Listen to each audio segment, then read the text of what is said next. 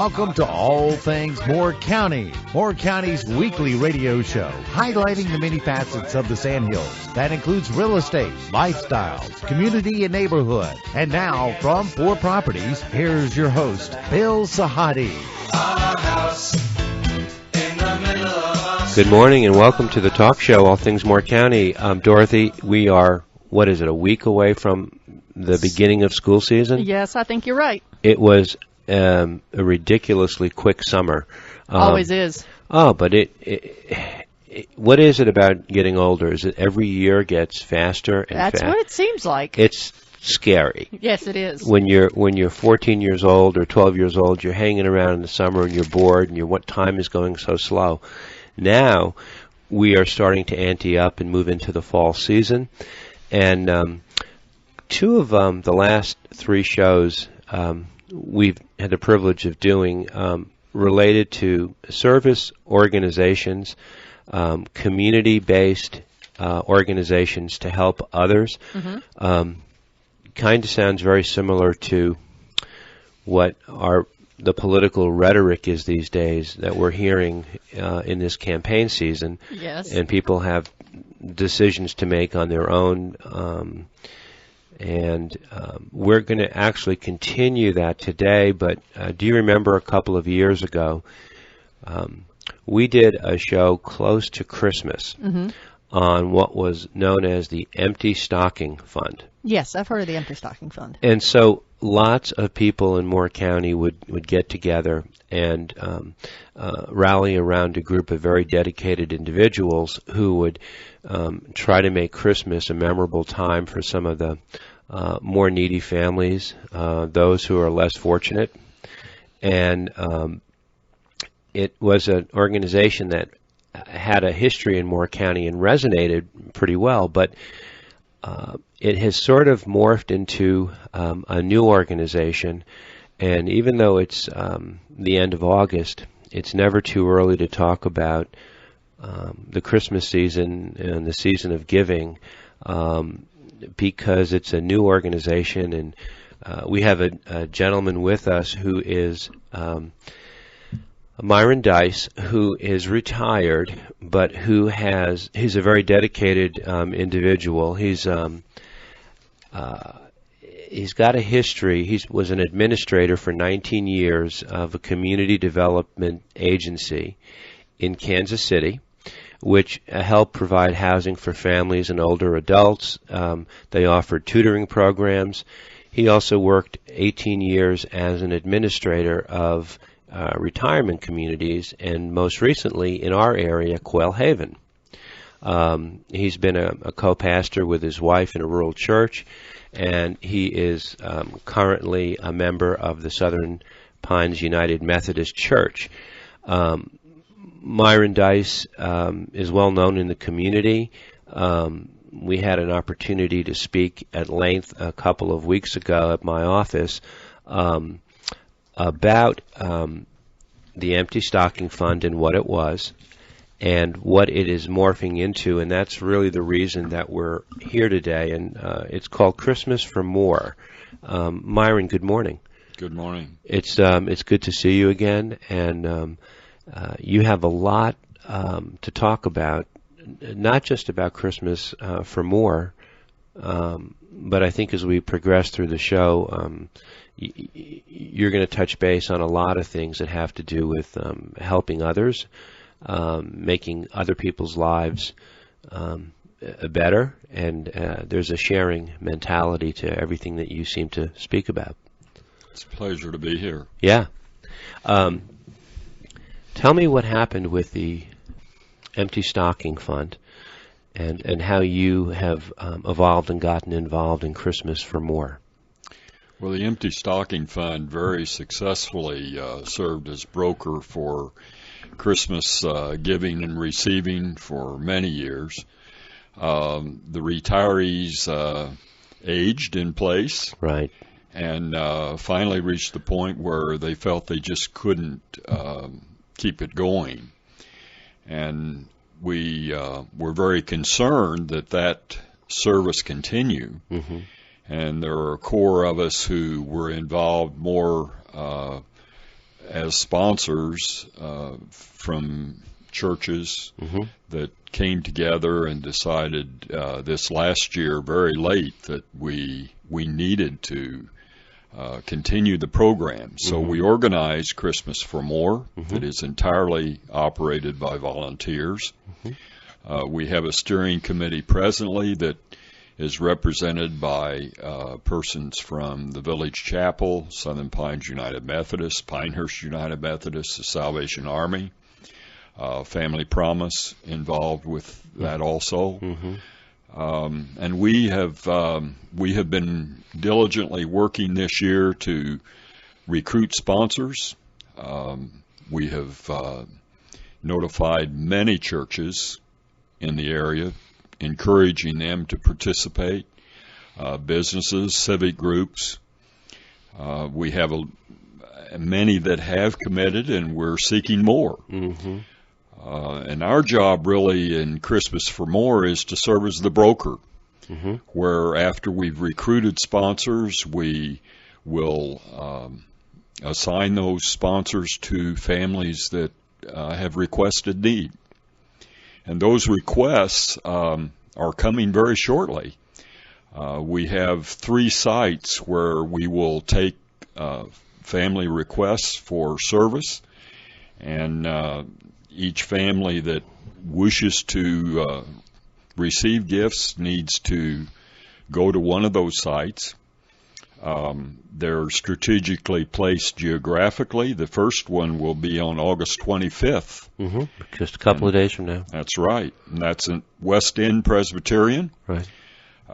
From 5 to 8 p.m. That's a key date. Right. August 27th will be at Moore County Agricultural Center in Carthage, and that's from 9 to noon.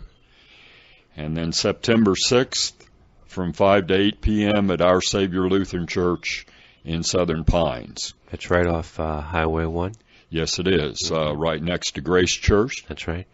And families that have need, we request that you attend one of those sites. You'd register your family. We have one requirement, that you bring a photo ID that shows your current residence, because we're serving any family that has a request within Moore County. We are taking the basic principle from our Judeo-Christian tradition that a family in the past, years ago, would make requests, and those requests would be answered without qualification. And we respect the dignity of those persons that have special needs, and we'll attempt to serve as we can. You bring up a point that came up actually a couple of years ago with the gentleman from the Empty Stocking Fund, where they had a screening process. And you know, everything you're talking about is, I know it's well-intentioned and I know it's from the heart, but there will be naysayers sometimes who will say, well, there are people who want to buck the system or take advantage. And how do you address that with people? There will always be certain persons that take advantage of any system. Right. What we see in government is, because of that, we have more and more restrictions and regulations on every service that's provided. Right. And it becomes so challenging to individuals that many individuals that have need will not deal with the system because it's so burdensome. In fact, it's degrading. We do not wish to degrade any person. We really want this program to be neighbor to neighbor, neighbor sharing with neighbor. Regardless, we aren't making judgments. We're merely responding to need as it is given to us.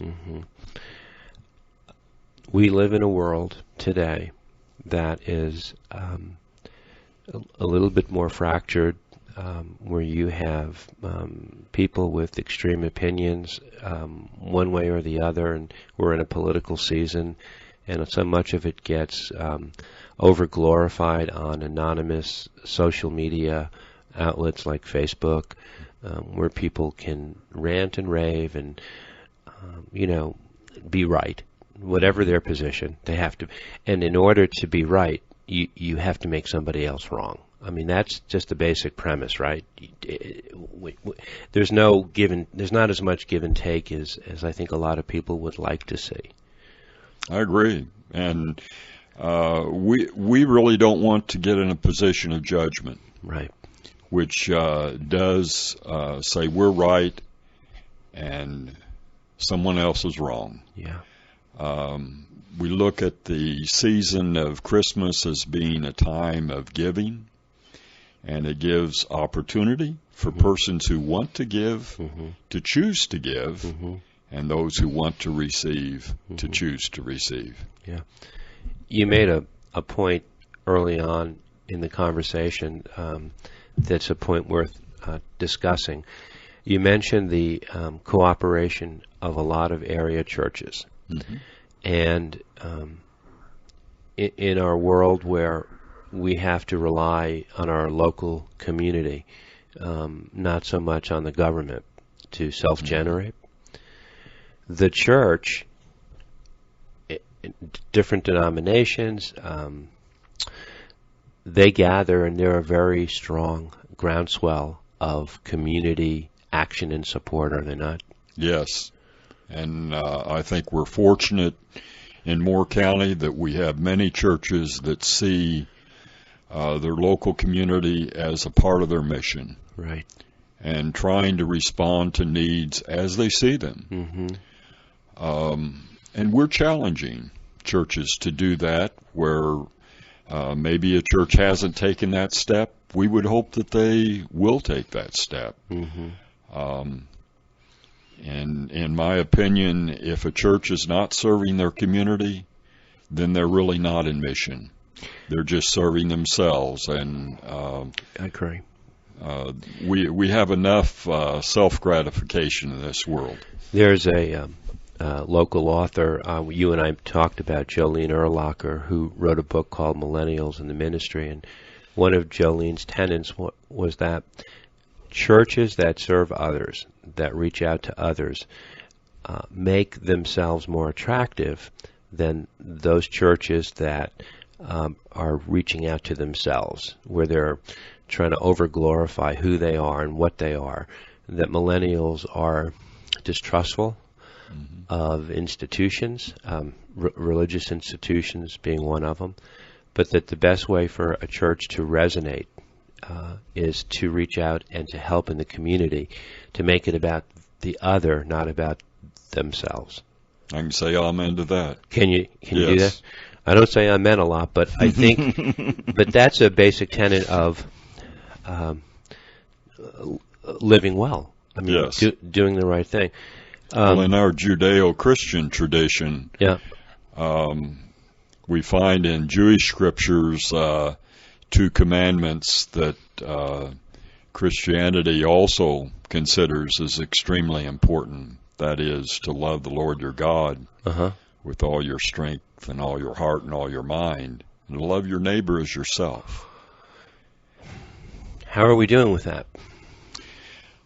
I think we're taking some good steps, but we always have growth. We always have maturity ahead of us.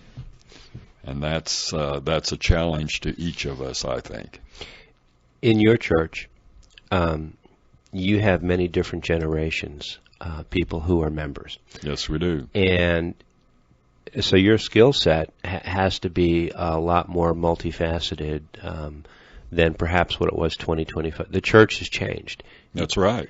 Because you're trying to gather everybody with common goals. That's right. We have a preschool program. Right. Because we need more opportunities for very young children to learn. They're so curious. Right.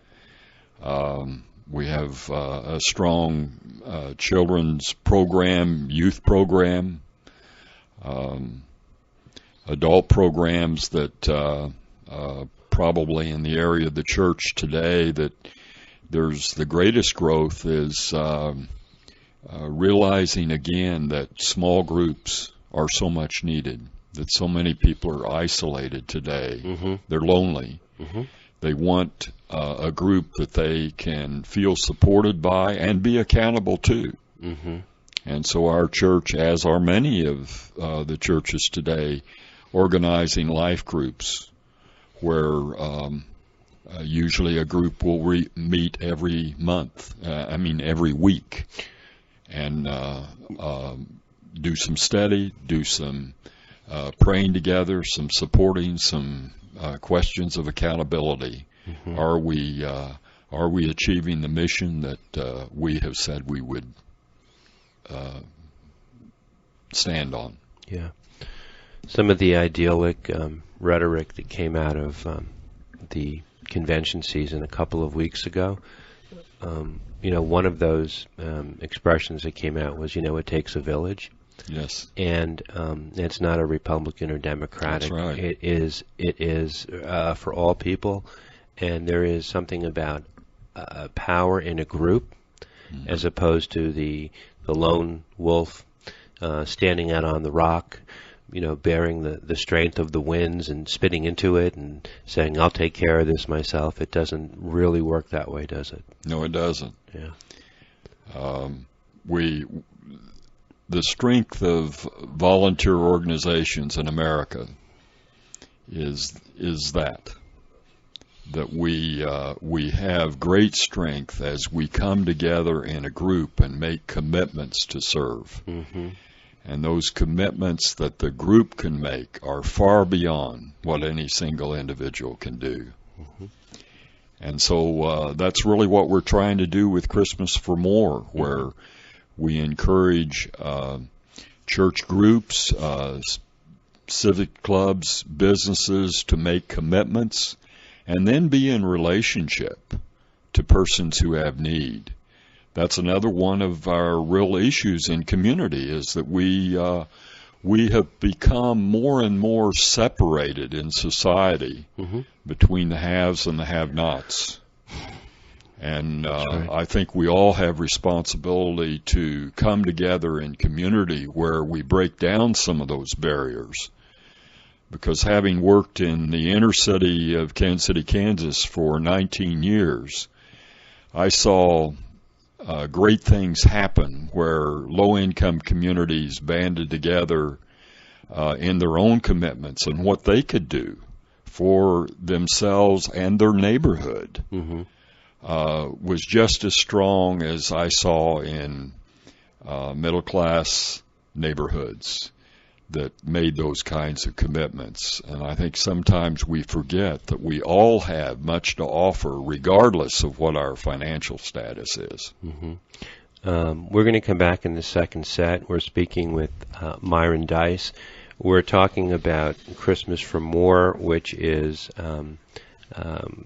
probably to many people originally known as the Empty Stocking Fund, but more than that, we're also talking about some of the basic tenets of relationship living and how we get along and how we provide for others and help each other out. This is All Things Moore County. In the middle of our street, our house. In the middle of our street, our house.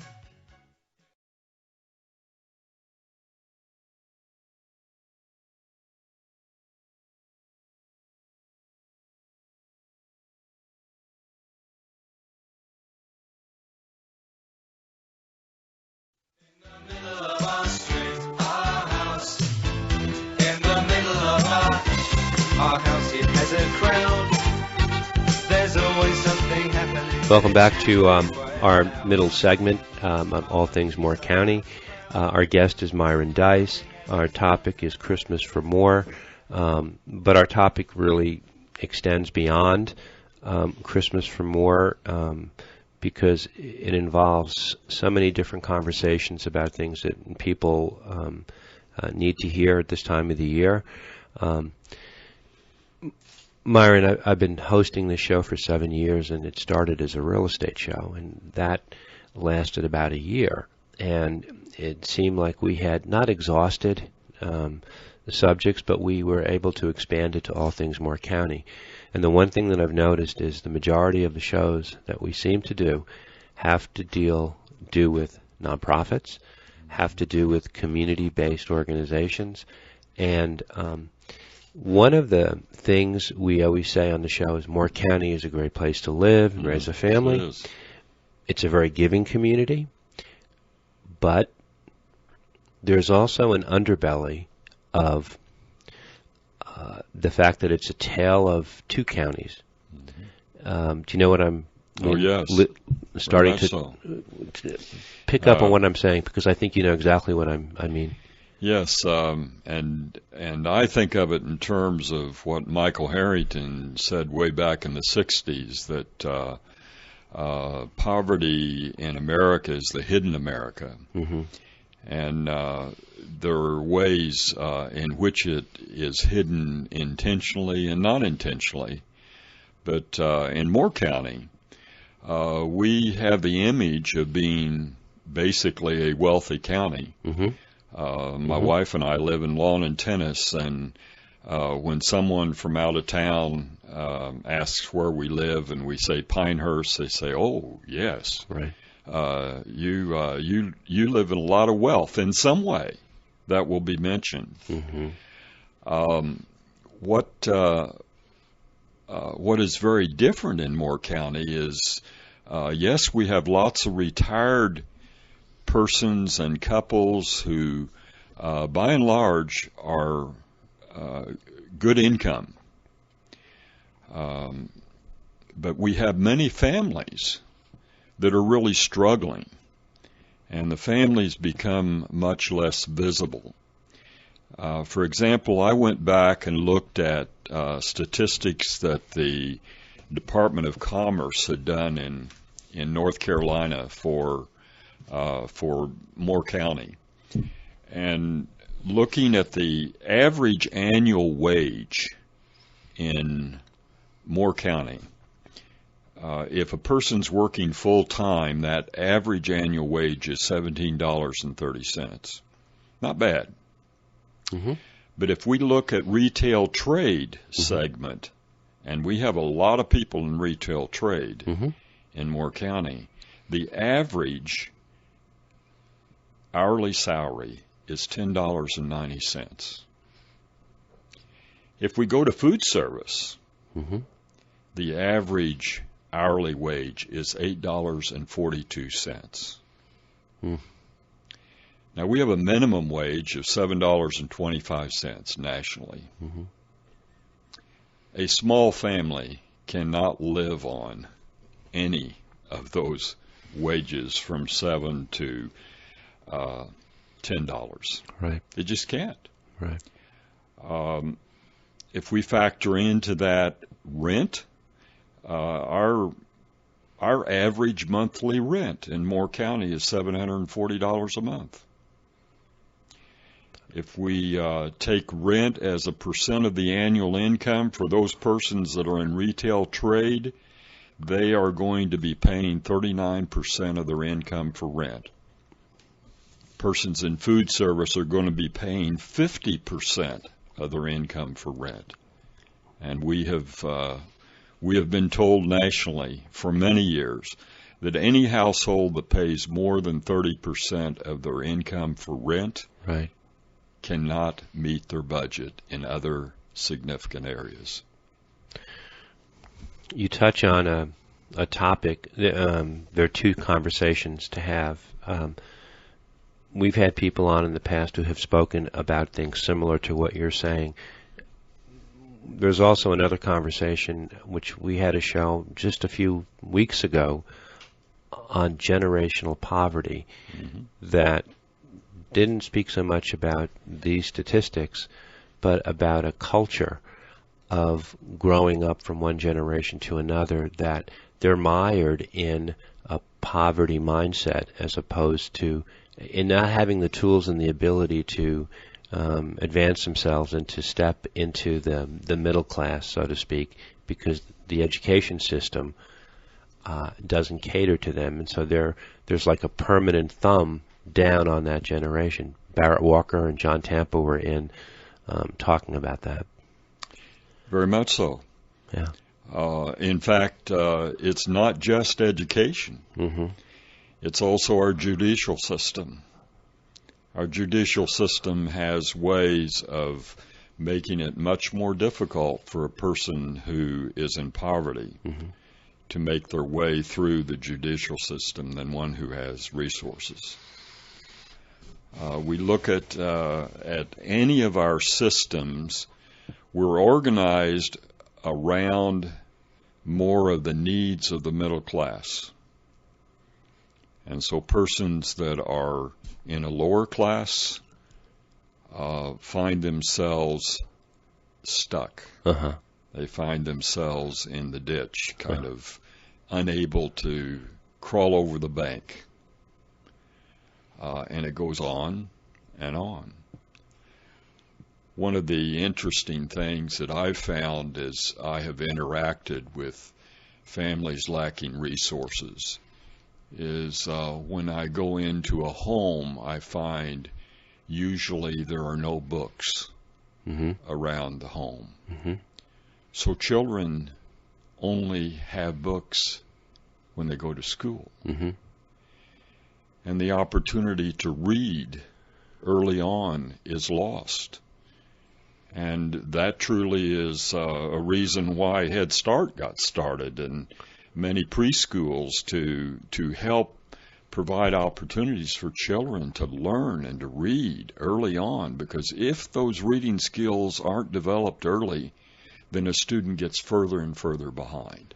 And that continues to happen, and we promote them by age. We don't promote them by skill.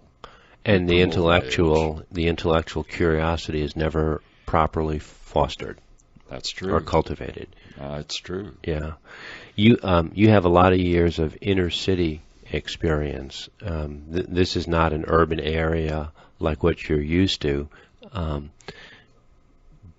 But are there similarities that you see? Yes, there are, and also have experience in coastal Georgia of working mostly with elderly and very rural communities all along the coast. And the isolation that occurs for lower income neighborhoods is so characteristic, whether it's rural or urban. Okay. The same kind of problems exist. And then we throw into what has happened in our culture with drugs. Mm-hmm.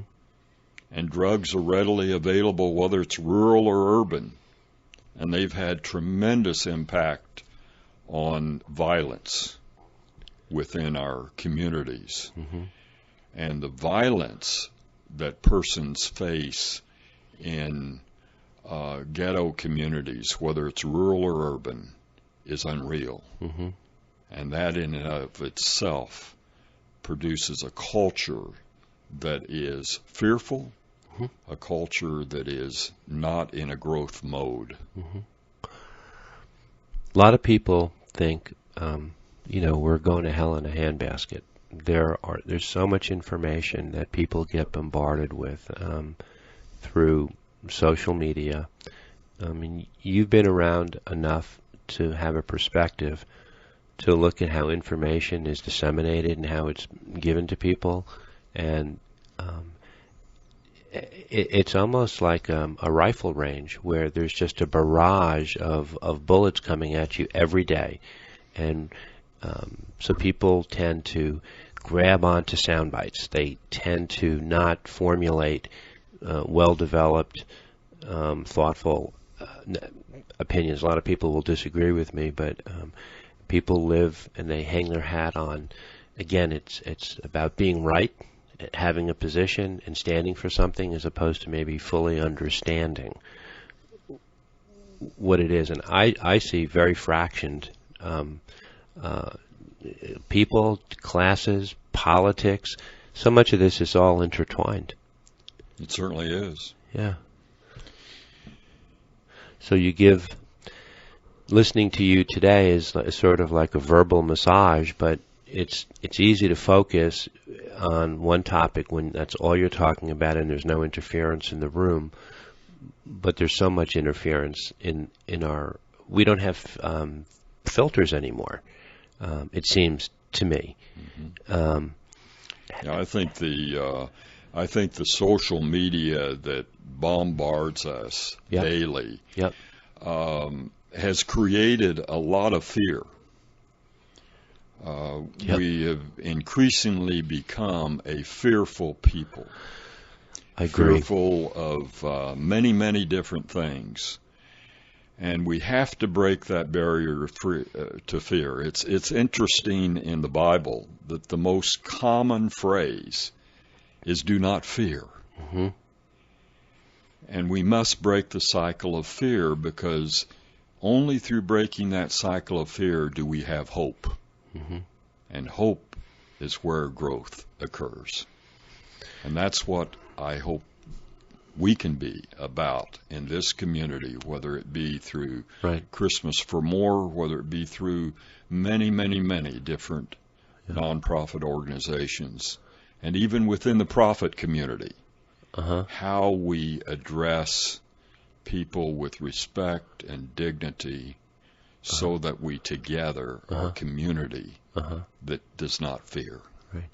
I noticed that with the fear, and I agree with you about the fear, but I also think with the fear, even with all the abundant information, I think people are more ignorant today than they've ever been. They don't have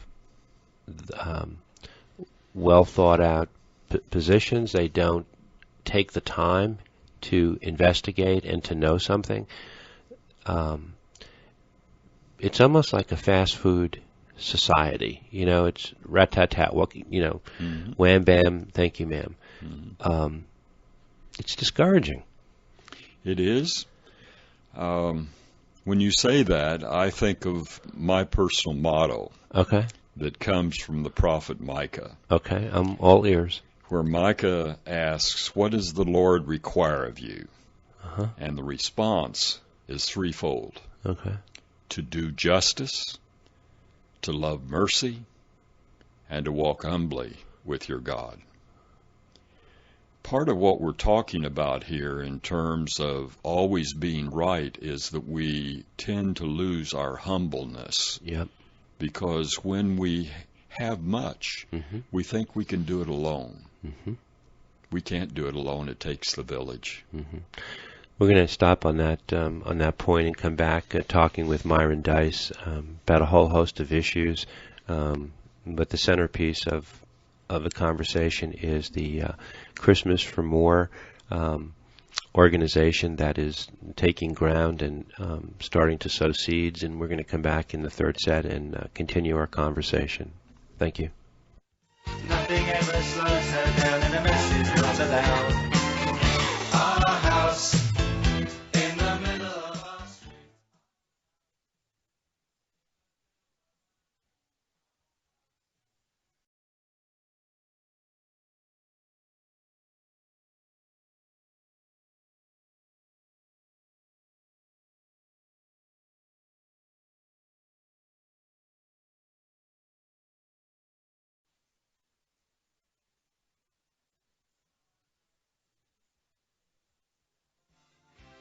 Our mum, she's so house proud. Nothing ever slows her down, and a message runs aloud.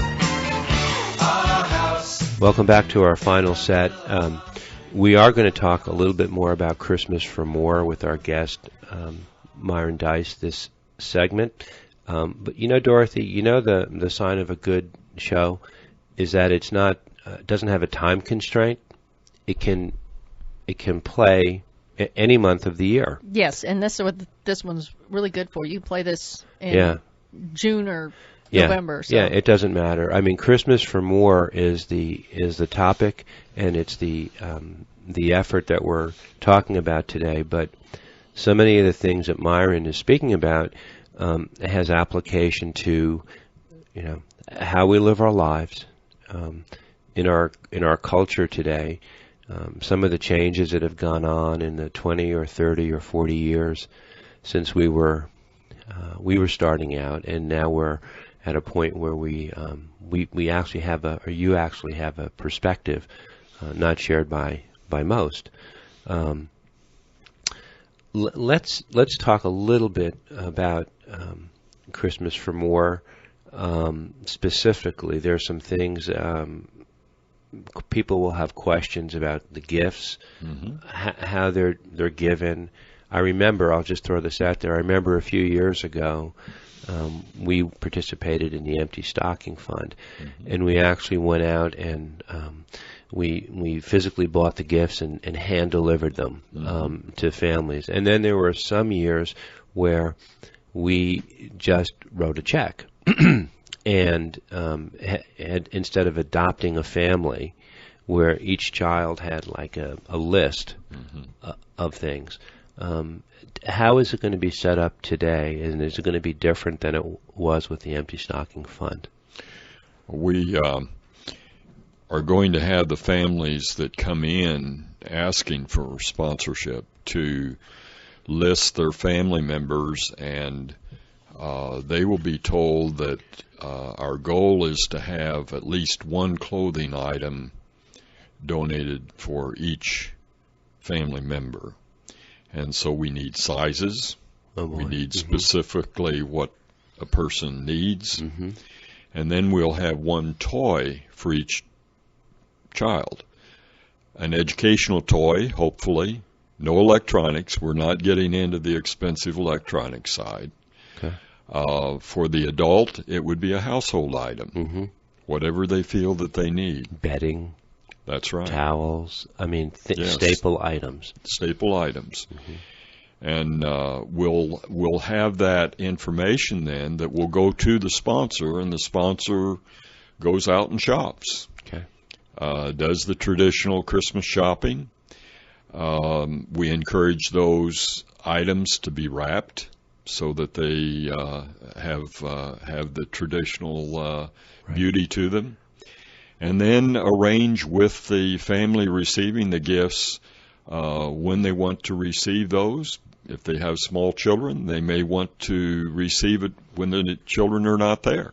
They may want to bring in the gifts in a black bag so that the parent or parents can hide those gifts until they want to open them, so that they're the hero in their own household, not expecting something from a stranger outside. So that's kind of the general way that we like to approach it, and we really prefer having that gift giving and relationship occurring directly, rather than the check that is just given and there's nothing else. I think there's real value in us interacting with each other and building on that sense of community. So you're only going to be asking for people who want to participate to actively participate. Yes. Not sending in a check, not a cash donation. That's correct. And that also eliminates any possibility of people questioning, where the funds are going. There's more direct. That's right. If a person's skeptical about a cash gift, fine. Right. You purchase and you deliver. You are you're the head of the volunteer steering committee. Is that? No, my wife and I are co-chairs for publicity. Okay. Can we talk a little bit about publicity? It's not a bad word. You have to get the message out, and sometimes I think there are some landmines and necessary evils where you have to get it out, and you don't have a website where people can go to get information. We don't. Yeah. There is an outfit called More Choices that does a very good job of talking about all the events in Moore County that have to do with, it can be nonprofits, it can be business related.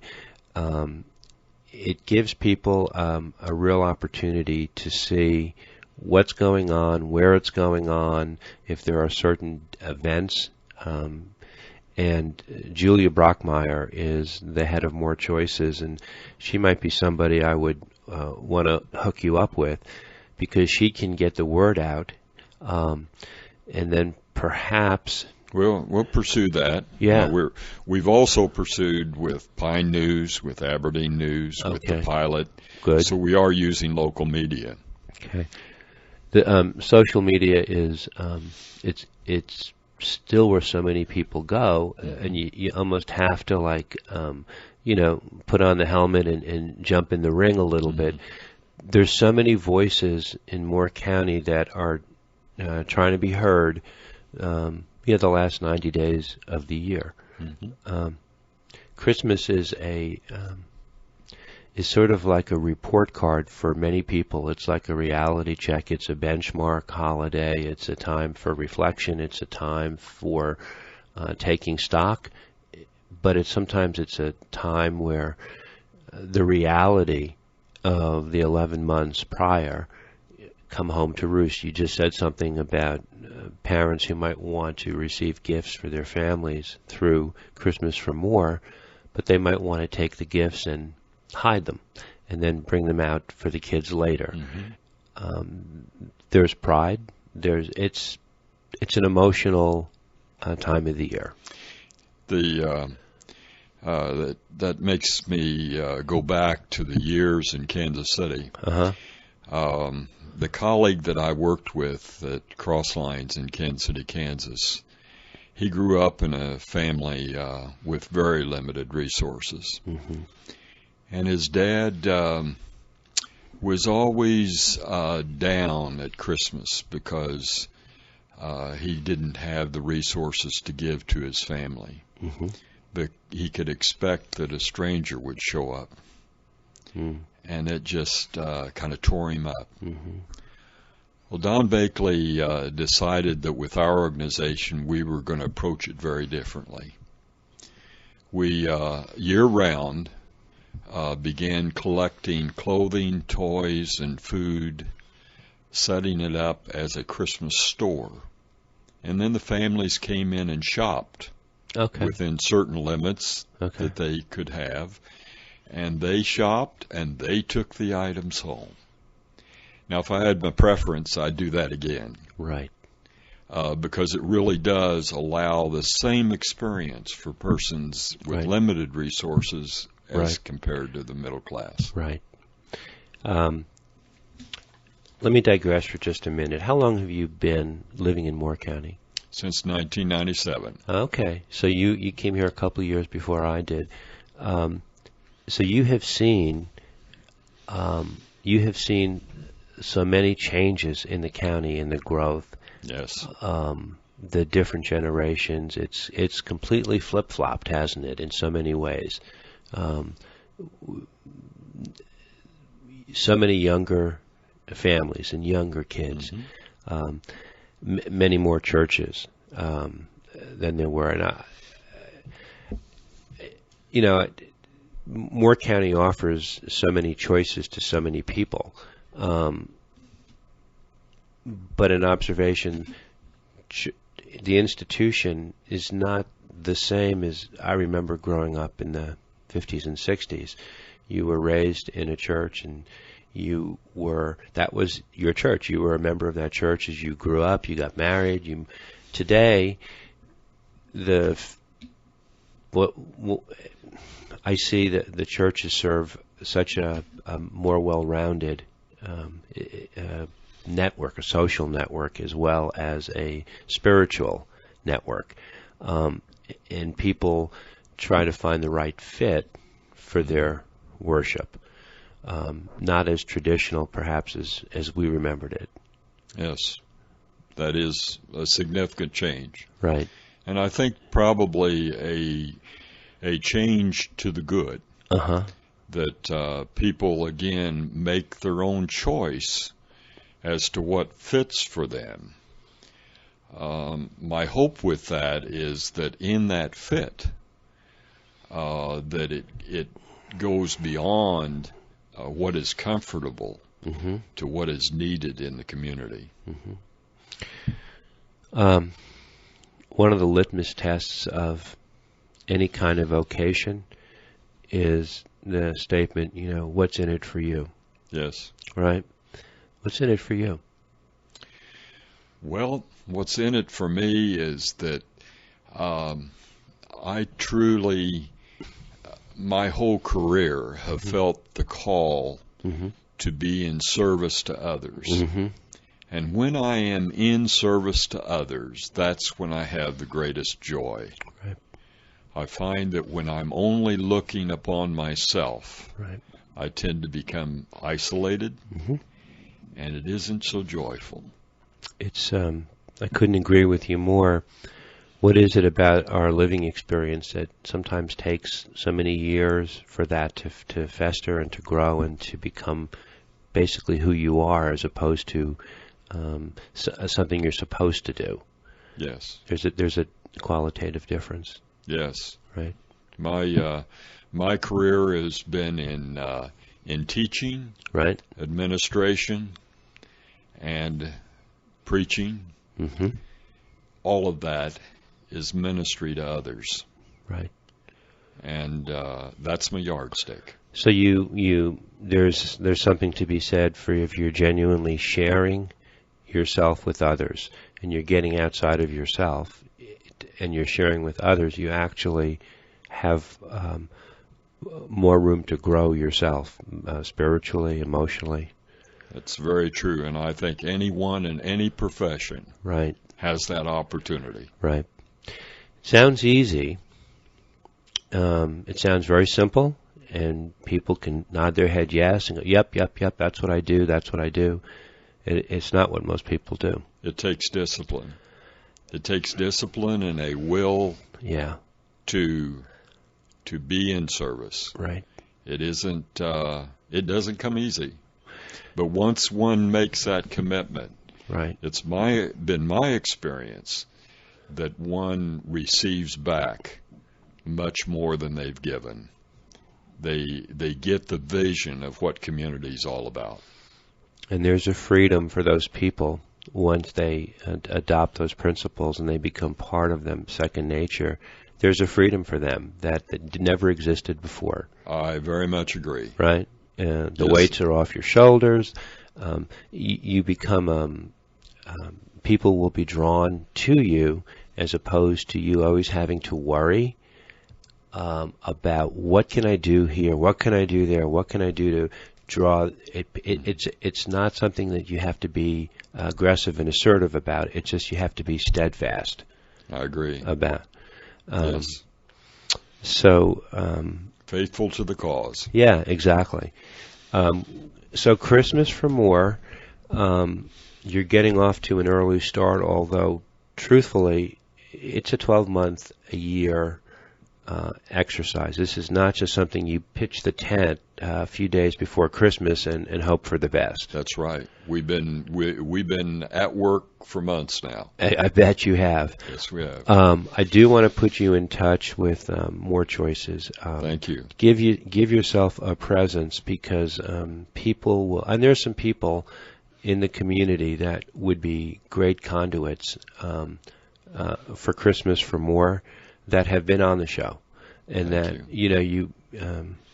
that you can tell that they're not about themselves; they're about others. We'll try to get some good people in your circle. Thank you. Yeah, Myron, it's been a pleasure talking with you. If people want to reach out to you with any questions, how can they reach you at this point? Well, personally, Yeah. I'm listed in the phone book, Okay. and we also have,